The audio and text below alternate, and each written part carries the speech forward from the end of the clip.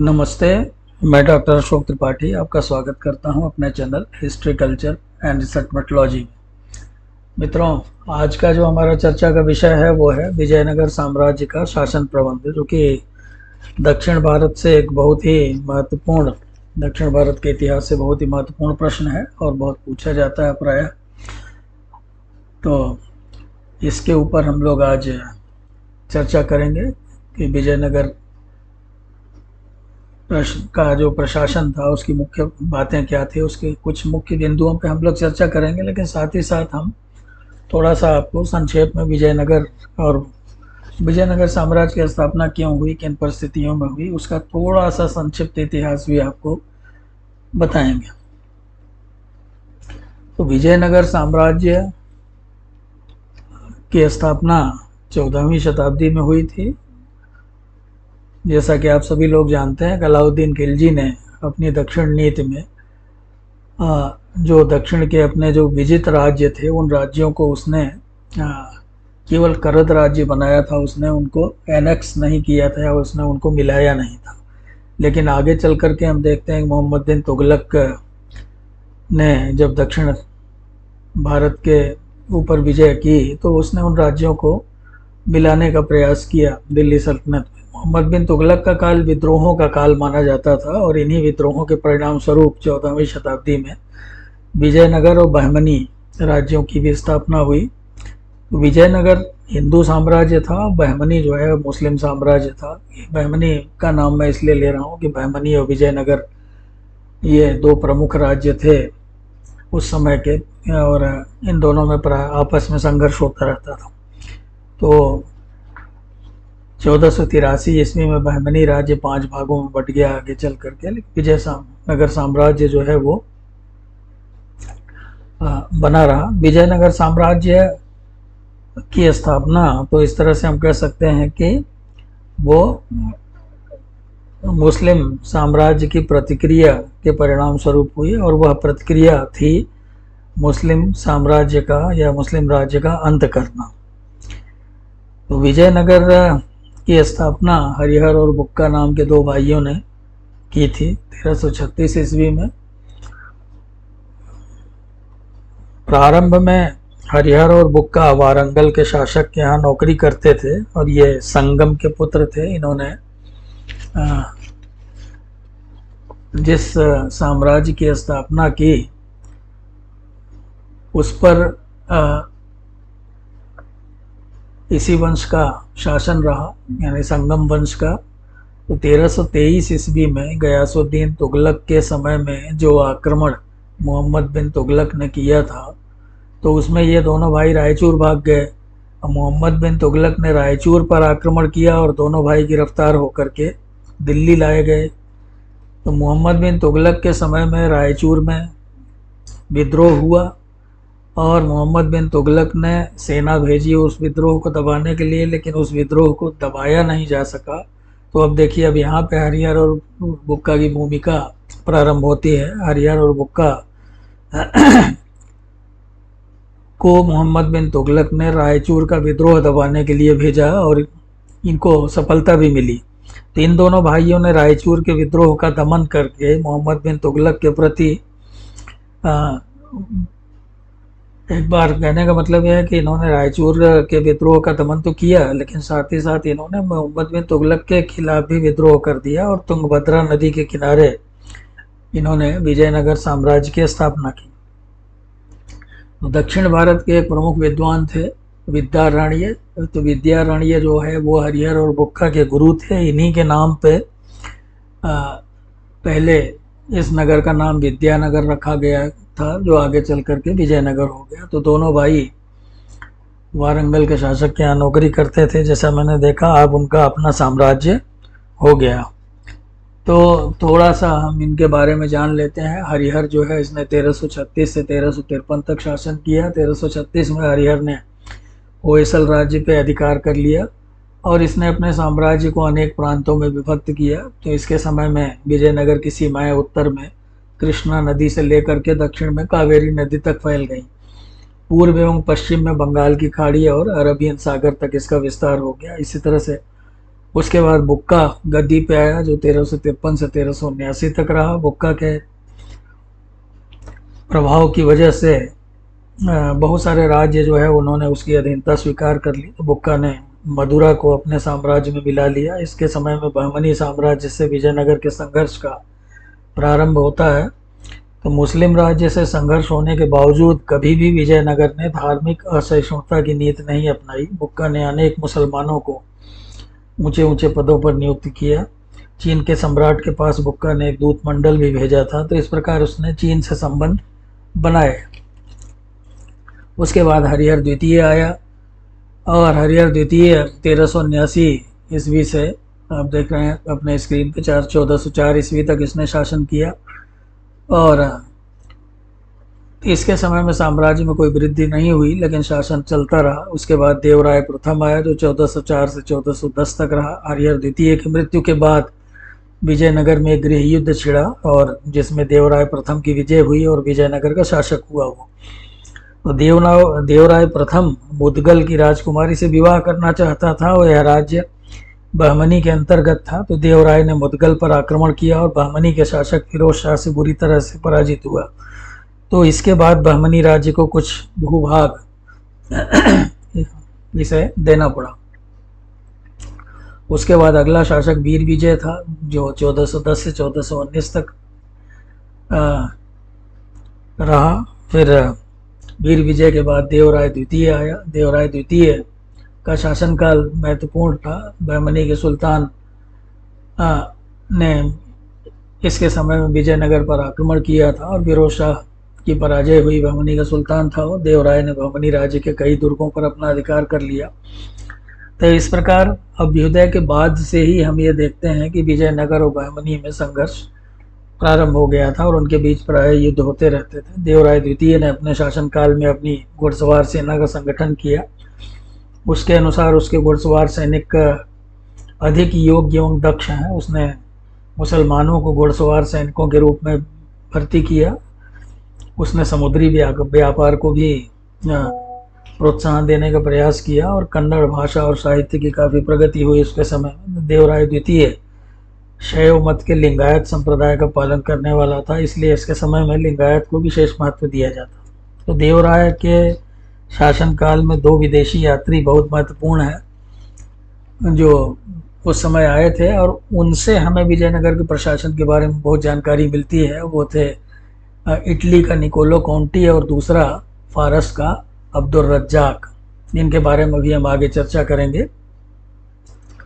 तो अगले शासक मल्लिकार्जुन और विरूपाक्ष थे, जिन्होंने 1449 से लेकर 1486 तक शासन किया। विरूपाक्ष के काल में 1486 में उसके मंत्री नरसिंह ने विरूपाक्ष को पदच्युत करके एक नए राजवंश की स्थापना की, जिसे बोलते थे सलुब राजवंश। तो सलुब राजवंश 1486 से 1505 तक चला। इसमें दो शासक हुए, नरसिंह सलुब और इमाद नरसिंह। नरसिंह सलुब के शासनकाल में विजयनगर के खोए हुए प्रदेशों पर पुनः उसका अधिकार हो गया। नरसिंह सलुब साहित्य अनुरागी था, और इसने अपने शासनकाल में अनेक विद्वानों को प्रश्रय दिया। इमाद नरसिंह एक अयोग्य और निर्बल सुल्तान था, राजा था कह लीजिए, क्योंकि हिंदुओं में राजा होते थे। तो इसके शासनकाल में शासन जो है वो नरसा नायक के हाथ में चली गई। नरसा नायक के पुत्र ने एक नए राजवंश की स्थापना की, जो कि तलुब वंश के नाम से विख्यात है। तो तलुब वंश 1505 से 1570 ईस्वी तक रहा लगभग। इसमें जो सबसे प्रमुख शासक हुआ वो 1509 ईस्वी में आया, कृष्णदेव राय। तो कृष्णदेव राय ने 1509 से 1529 तक शासन किया। इस राजवंश में ये सबसे प्रमुख शासक था, सबसे प्रमुख राजा था वहाँ का विजयनगर का। इसके ऊपर कभी मैं अलग से एक वीडियो बना के डालूंगा इसके उपलब्धियों पे। यहाँ हम केवल शासन प्रबंध के बारे में चर्चा कर रहे हैं। थोड़ा सा आपको संक्षिप्त इतिहास विजयनगर का बताने का प्रयास कर रहा हूँ।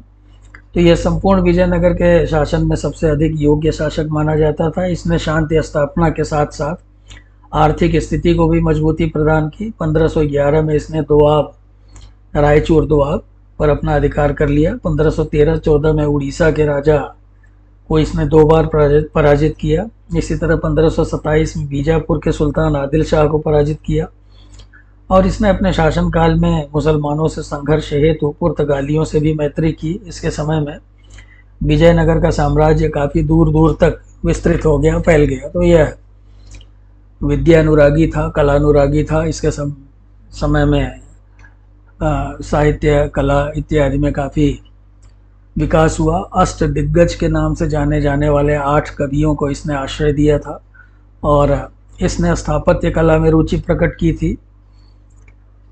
अनेक मंदिरों का निर्माण कराया। यह वैष्णव संप्रदाय का अनुयायी था और पेइज नामक पुर्तगाली यात्री ने इसके शासनकाल की मुक्तकंठ से प्रशंसा की है।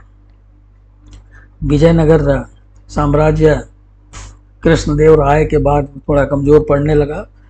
तो दूसरा प्रमुख शासक इसका जो था वो अच्युत राय था। अच्युत राय जो है वो दुर्बल और अयोग्य शासक था। इसके समय में धीरे धीरे विजयनगर की शक्ति क्षीण होने लगी। आगे चल के सदाशिव आया। सदाशिव के शासनकाल में सत्ता उसके मंत्री राम राय के हाथ में आ गई और बहमनी राज्य जो था, जो कि अनेक भागों में बंट चुका था, जिसे बोलते थे अहमदनगर, बीजापुर, गोलकुंडा, बीदर और बरार, तो इन सब लोगों ने मिल करके विजयनगर के खिलाफ एक मोर्चा बनाया और विजयनगर पर 1565 में आक्रमण किया, जिसे ताली कोटा का युद्ध कहते हैं, राक्षस तंगड़ी का युद्ध भी कहते हैं। और इसमें विजयनगर पराजित हो गया। तो उसके बाद धीरे धीरे विजयनगर का पतन होने लगा। हालांकि बाद में अरबिदु राजवंश ने 1570 से 1610 तक शासन किया, लेकिन ये नाम मात्र के शासक थे।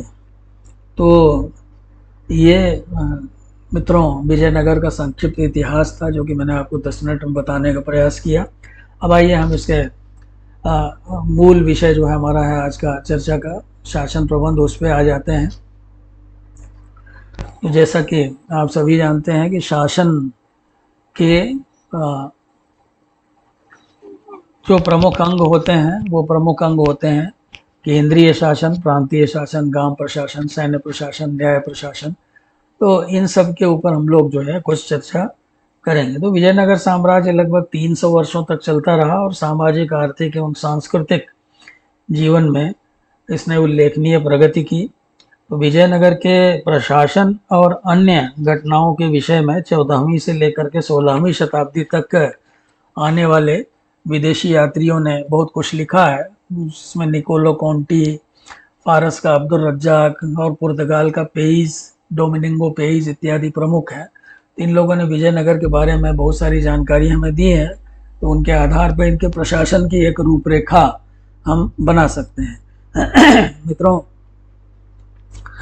विजयनगर राज्य के प्रशासन का स्वरूप निरंकुश और असीमित राज्यतंत्र का था। राजा जो था वो केंद्रीय शासन का प्रमुख होता था। राजा के अधिकार अनियंत्रित और असीमित थे। कुछ इतिहासकारों का विचार है कि विजयनगर राज्य के निर्माण का कारण धार्मिक था, इसलिए धर्म राज्य का प्रमुख आधार था, किंतु यह मत विवादग्रस्त है। और हम ये देखते हैं कि ऐसा नहीं था। बहुत सारे, अभी हमने पीछे भी कहा कि बहुत सारे जो शासक थे उन्होंने तमाम योग्य मुस्लिम व्यक्तियों को भी जो है, मुसलमान व्यक्तियों को भी सेना में भर्ती किया था और उनको अच्छे पदों पर नियुक्त भी किया था। जो राज्य की सर्वोच्च सत्ता राजा में निहित थी, उसे सहायता और सहयोग देने के लिए उच्च कुल में उत्पन्न व्यक्तियों की एक मंत्रि परिषद होती थी, जिसमें 6 से लेकर 8 तक मंत्री होते थे। और इस मंत्रि परिषद में प्रमुख रूप से प्रधानमंत्री, कोषाध्यक्ष, पुलिस या सुरक्षा विभाग का प्रधान, राजकीय भंडार का अध्यक्ष आदि होते थे। और इनकी नियुक्ति अथवा इन्हें पदच्युत करने का अधिकार राजा को ही होता था। आंतरिक प्रशासन में यह मंत्रि परिषद राजा को परामर्श और सहयोग देती थी, परंतु राज कार्य में सहयोग हेतु एक दूसरी बड़ी समिति भी थी, जिसमें मंत्रीगण, प्रांतपति, सेना नायक, पुरोहित, विद्वज्जन और योग्य ब्राह्मण इत्यादि होते थे। तो इस समिति का निर्णय मानने के लिए राजा बाध्य नहीं था, लेकिन वो समिति को निश्चित रूप से महत्व देता था और उनकी बातें सुनता था। तो विजयनगर की राज्यसभा में राजा अपने वैभव और ऐश्वर्य का प्रदर्शन करते थे, जिसके बारे में विदेशी यात्रियों ने बहुत लिखा है। तो विजयनगर का विशाल साम्राज्य कुछ इतिहासकारों के अनुसार 200 प्रांतों में विभाजित था, और तो उसके ऊपर हम चर्चा करेंगे प्रांतीय शासन में। तो विदेशी यात्रियों के विवरण से यह स्पष्ट हो जाता है कि विजयनगर की शान, शौर्य और समृद्धि से यूरोप के राज्य भी ईर्ष्या करते थे। अब जैसे आप एग्जाम्पल के रूप में मैंने यहाँ दे दिया है आपको, इटालियन यात्री निकोलो कॉन्टी लगभग 1420-21 ईस्वी में गुजरात में खंभात पहुंचा और वहाँ से विजयनगर की उसने यात्रा की। तो वो लिखता है कि विजयनगर का महान साम्राज्य बहुत खड़ी पहाड़ियों के निकट है। नगर का घेरा 60 मील है, यानी कि काफ़ी बड़ा था नगर, और जो कि पहाड़ों तक विस्तृत है। अनुमानतः नगर में 90,000 लोग शस्त्र धारण करने के योग्य हैं। तो इस तरह से वो नगर की जो भौगोलिक स्थिति है उसके बारे में तो बताता ही है, साथ ही साथ वो उनकी ताकत के बारे में भी हमें बताता है निकोलो कॉन्टी। तो प्रांतीय शासन की बातचीत करें हम मित्रों, विजयनगर का विशाल साम्राज्य, जैसे कि मैंने कहा कि वो कुछ इतिहासकार ये मानते हैं कि वो 200 प्रांतों में विभक्त था, लेकिन संभवतः ये प्रांत न होकर के जिले थे।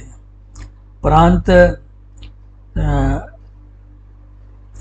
नाडु या कोट्टम में विभाजित थे। एक बात ये बता दें कि बहुत सारे इतिहासकार ये कहते हैं कि विजयनगर का साम्राज्य जो था वो 6 भागों में विभाजित था और संभवतः 200 प्रांत जो थे वो प्रांत न होकर के जिले थे।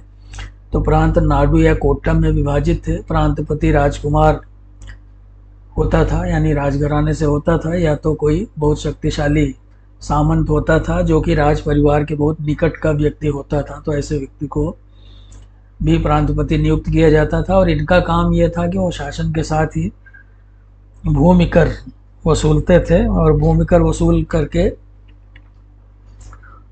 उसको राजकोष में जमा करते थे। तो यहाँ आप देख सकते हैं कि कर जो था वो कर की दर काफ़ी थी। कर का 1/3 भाग जो है वो राजकोष में जमा करना होता था, 2/3 भाग से राज्य का खर्च चलाते थे जो प्रांतपति थे।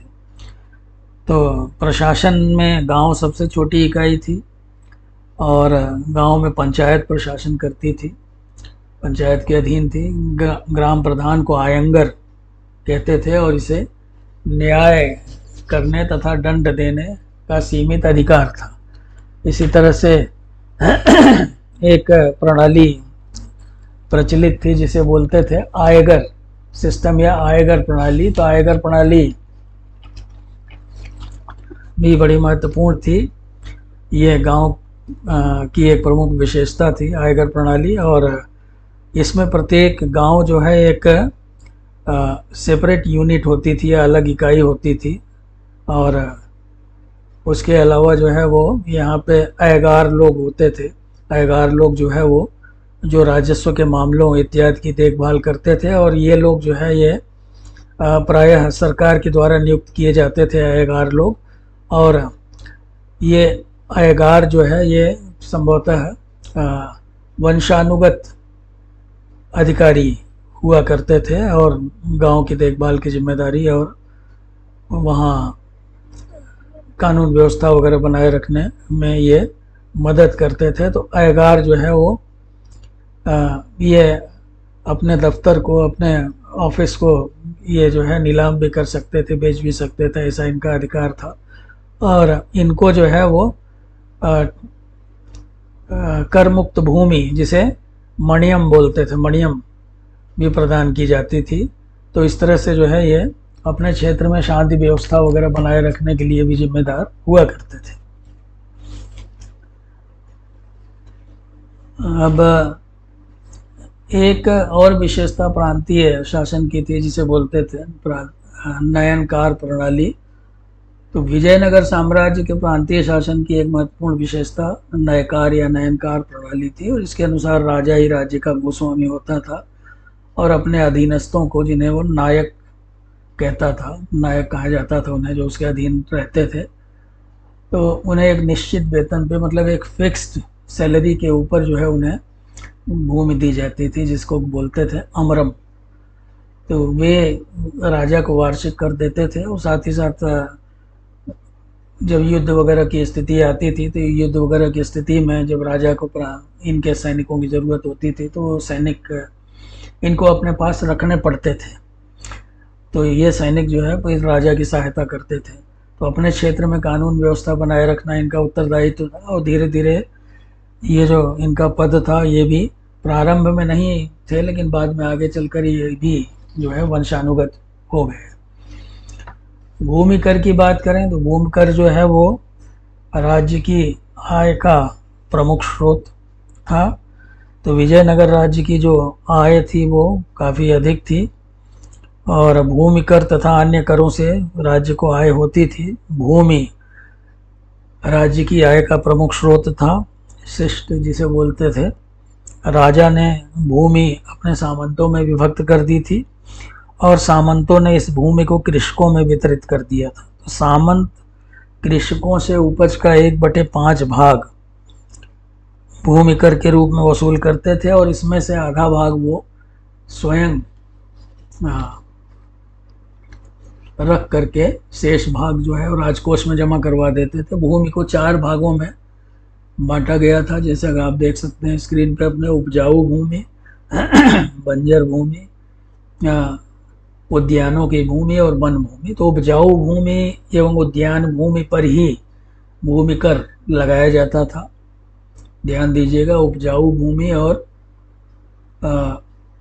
उद्यान भूमि पर ही भूमि कर लगाया जाता था। अन्य राज्यों की अपेक्षा विजयनगर के राज्य में भूमि कर अधिक था और कष्टप्रद भी था, क्योंकि विजयनगर के राजाओं को बहमनी सुल्तानों से निरंतर युद्ध करना पड़ता था, और इसके कारण उनको धन की आवश्यकता पड़ती थी, और राज्य की सुरक्षा के लिए उनको एक विशाल सेना भी रखना पड़ता था। तो इसलिए जो है भूमि कर की जो दर थी वो थोड़ी अधिक थी।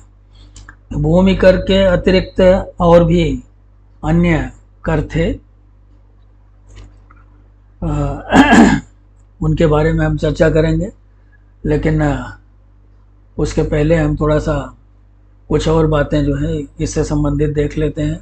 पुर्तगाली यात्रियों बारबोसा और डोमिनिगो पेज ने भी विजयनगर की कृषि व्यवस्था की भूरी भूरी प्रशंसा की है। पेज लिखता है कि विजयनगर की भूमि अत्यधिक उपजाऊ थी तथा अच्छी तरह से जोती बोई जाती थी। यहाँ अनेक प्रकार के अनाज, कॉटन तथा तिलहन की पैदावार होती थी। सिंचाई के लिए झीलों का, ये बता दें कि जो मल्टीपल क्रॉप्स यहाँ लिए जाते थे, और जो मुख्य फसल थी यहाँ की वो चावल थी। तो सिंचाई के लिए झीलों का निर्माण किया जाता था। टैंक्स या तालाब और कुएं इत्यादि जो है वो, उनसे भी सिंचाई की जाती थी।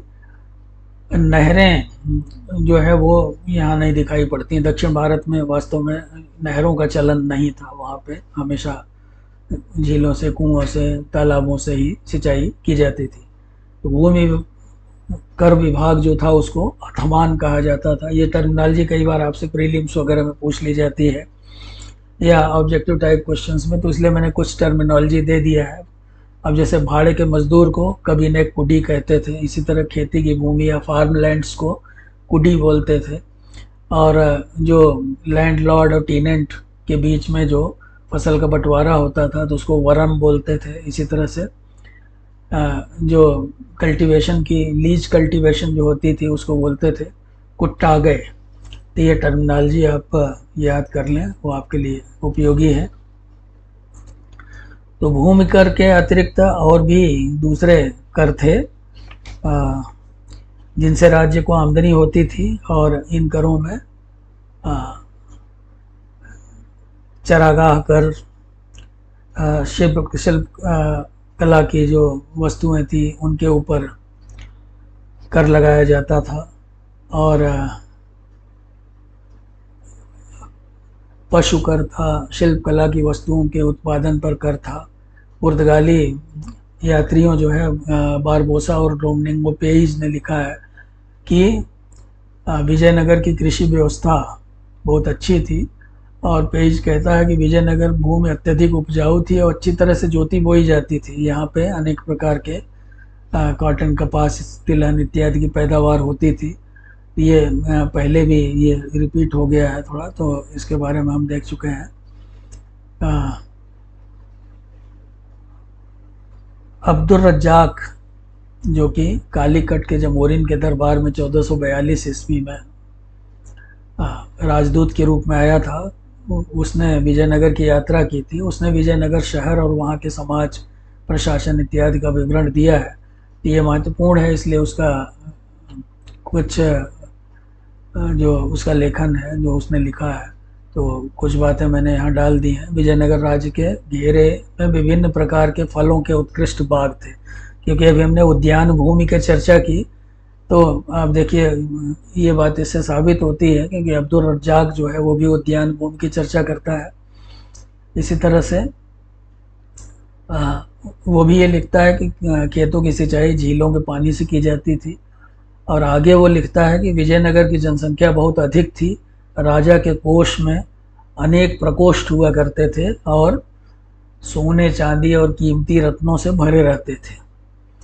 तो यहाँ पे वो राजा के खजाने की बात, ट्रेजर हाउस की बात कर रहा है, कि जिसमें बहुत सारे, उसका जो ट्रेजर हाउस था उसमें बहुत सारे चैम्बर्स होते थे और उसमें प्रकोष्ठ होते थे और उसमें बहुत सारा सोना, चांदी, कीमती रत्न इत्यादि भरा रहता था। सोने को पिघला करके ज़मीन के अंदर गाड़ करके रखा जाता था। नगर के निवासी, चाहे वो अमीर हों या गरीब हों अथवा कारीगर हों, सभी अपने गले, कानों, अंगुलियों और बाजुओं में जवाहरात और आभूषण धारण किया करते थे। यानी कि ये तो हम प्राचीन काल से ही देखते आ रहे हैं कि जो भारतीय लोग थे वो आभूषण प्रिय लोग थे, और तो वो आभूषण पहना करते थे। तो मित्रों, अब हम थोड़ी सी बातचीत कर लें विजयनगर के सैन्य प्रशासन की। तो विजयनगर साम्राज्य की ताकत का जो आधार था, उसकी जो शक्ति का आधार था, वो सेना ही थी। और अपने पड़ोसी राज्यों और बहमनी सुल्तानों से निरंतर उसका संघर्ष होता रहता था, युद्ध होता रहता था। बाह्य आक्रमणों से देश की रक्षा के लिए विशाल सेना रखना अनिवार्य हो गया था। और यहाँ के शासकों ने सेना के संगठन, प्रशिक्षण एवं अनुशासन की अपेक्षा सेना की विशालता पे बहुत ज़्यादा जोर दिया। तो डोमिनिगो पेइज ने भी लिखा है कि विजयनगर की सैन्य शक्ति का वर्णन करते हुए लिखता है कि राजा के पास बहुत बड़ा खजाना, सैनिक व हाथी है। इसी तरह नूनीज और अब्दुल रज्जाक लिखते हैं कि प्रशासनिक विभागों, सचिवालय, मंत्रियों, विभिन्न अधिकारियों आदि का विवरण उन्होंने दिया है। सैन्य विभाग को कंदाचर कहते थे, जो दंड नायक के अधीन था। तो मित्रों, मैं अभी कह रहा था आपसे कि सेना का जो स्वरूप था वो सामंतशाही था। सेना में प्रशिक्षण, अनुशासन और संगठन की अपेक्षा उसकी विशालता पर अधिक बल दिया जाता था। कृष्णदेव राय की सेना में 3,26,000 अश्वारोही थे और 6,03,660 पैदल सैनिक थे। तो राजा की व्यक्तिगत सेना के अतिरिक्त प्रांतपतियों की सेना भी होती थी, जो कि समय समय पर राजा की सहायता करती थी युद्ध वगैरह में। तो विजयनगर में एक कहते हैं कि हाथियों की भी सेना थी, हस्ती सेना, रथों वगैरह की का भी उल्लेख मिलता है। तो हस्ती सेना भी थी, एक तोपखाना भी था उनके पास। और तो वो तोपखाना उनका जो था वो बहुत ज़्यादा विकसित नहीं था संभवतः। तो राजा की जो सेना थी वो, जैसे मैंने बताया आपको कि सेना में विशालता पे बहुत ज़्यादा ध्यान दिया जाता था। सेना में विविधता और विभिन्नता होने से एकता, दृढ़ता और संगठन का अभाव था। सेना का प्रबंध महासेनापति के अधीन होता था, या महादंड नायक जिसे कहते थे, और युद्ध के समय वह स्वयं सैन्य संचालन करता था। न्याय प्रशासन की बातचीत करें मित्रों, न्याय प्रशासन जो है वो भी बहुत ही महत्वपूर्ण था। और जो राजा होता था, तो राजा ही वो सबसे बड़ा न्यायाधीश भी होता था। और वही अन्य न्यायाधीशों की नियुक्तियां भी करता था। अनेक न्यायालयों द्वारा न्याय किया जाता था और अपील के लिए सर्वोच्च संस्था तो राजा स्वयं होता था। और तो कई बार क्या होता था कि जब वो राज्य के दौरे पे रहते थे तो जहाँ कैंप वगैरह लगाते थे वहीं पे न्यायालय लगा लेते थे और वहीं पे न्याय कर देते थे। हिंदू न्याय प्रणाली जो थी वो प्रचलित थी। और हम ये देखते हैं कि जो प्राचीन काल के जो स्मृति ग्रंथ थे, जैसे मनुस्मृति, याज्ञवल्क्य स्मृति, पराशर स्मृति इत्यादि जो है, उनसे प्रेरणा ली जाती थी न्याय करने में। छोटे मोटे अपराधों और इत्यादि के लिए जो है वो जैसे गांव वगैरह में कोई छोटे मोटे अपराध होते थे तो उसका फैसला जो है वो गांव में ही हो जाता था। और जो बड़े मामले होते थे वही न्यायालय के सामने लाए जाते थे और जिनका कोई हल नहीं निकलता था वो राजा के सामने लिए जाते थे, लाए जाते थे। और दंड व्यवस्था यद्यपि कठोर थी, भयंकर अपराधों के लिए अंग भंग भी कर दिया जाता था कई बार, और हाथियों के सामने अपराधियों को फेंक दिए जाने का भी उल्लेख मिलता है। लेकिन फिर भी प्राय कोशिश करते थे, प्रयास करते थे कि प्राण दंड न दिया जाए, लेकिन अगर अपराध बहुत गंभीर होता था तो प्राण दंड देने के दृष्टांत भी हमें मिलते हैं। तो इस तरह से न्याय व्यवस्था काफ़ी सुदृढ़ थी। मित्रों, विदेशी यात्रियों के विवरण से हमें वहाँ के शासकों के धार्मिक सहिष्णुता और उदारता का भी पता चलता है। चूँकि विजयनगर और बहमनी वगैरह में बराबर संघर्ष होता रहता था तो इसलिए इसको बहुत कहीं कहीं धार्मिक रंग देने का भी प्रयास किया जाता है। लेकिन ऐसा यदि उस समय के यात्रियों को हम पढ़ें तो हम ये देखते हैं कि काफ़ी शासक जो थे विजयनगर के वो धार्मिक सहिष्णुता की नीति का पालन करते थे। राजा द्वारा प्रत्येक व्यक्ति को, चाहे वह ईसाई, यहूदी, मूर या हितियन हो, सभी को स्वतंत्र रूप से यात्रा करने, पूजा उपासना करने की छूट प्राप्त थी। हिंदू और मुसलमान व्यापारी पुलिकट बंदरगाह पर मिलजुल कर व्यापार करते थे। अब्दुल रज्जाक लिखता है कि विजयनगर में 300 समुद्री बंदरगाह थे जहाँ से अनेक देशों से बर्मा, चीन, अरब, फारस, दक्षिण अफ्रीका, अबिसिनिया और पुर्तगाल इत्यादि के साथ व्यापार होता था। प्रमुख आयात की जाने वाली वस्तुएं थी घोड़ा, हाथी, मोती, तांबा, मरकरी और सिल्क, वेलवेट इत्यादि जो है। और निर्यात की जाने वाली वस्तुएं थी कपड़ा, चावल, लोहा, साल्ट पीटर, चीनी, मसाले इत्यादि। तो इससे ये पता चलता है कि विजयनगर साम्राज्य जो था वो आर्थिक रूप से भी बहुत समृद्ध था, क्योंकि जो वहाँ के जो शासक थे वो व्यापार वाणिज्य वगैरह पर भी बहुत ज़्यादा ध्यान दिया करते थे। तो इस तरह से मित्रों विजयनगर शासन की जो प्रमुख बातें थी वो मैंने आपको बताई। वहाँ के सामाजिक, आर्थिक, धार्मिक जीवन के ऊपर अलग से वीडियो बना के डालेंगे जिसमें उनके बारे में आपको जानकारी देने का प्रयास करेंगे। संक्षिप्त इतिहास भी इसके साथ हमने थोड़ा सा आपको बताया। तो अगर आपको वीडियो पसंद आई हो तो आप कमेंट अवश्य करें अपने, और जो मित्र नए हैं जिन्होंने चैनल को सब्सक्राइब नहीं किया है वो कृपया चैनल को सब्सक्राइब कर लें। फिर मिलते हैं किसी नई वीडियो के साथ। और इसके पहले जो मैंने 3-4 भाग में शॉर्ट क्वेश्चंस डाले हैं वो बहुत ही महत्वपूर्ण हैं, उन्हें आप लोग ज़रूर देखिएगा। अभी कुछ और शॉर्ट क्वेश्चंस के पार्ट्स वो मैं लेके आऊँगा जो आपके एग्ज़ाम्स में आते हैं। तो नमस्कार, बहुत बहुत धन्यवाद।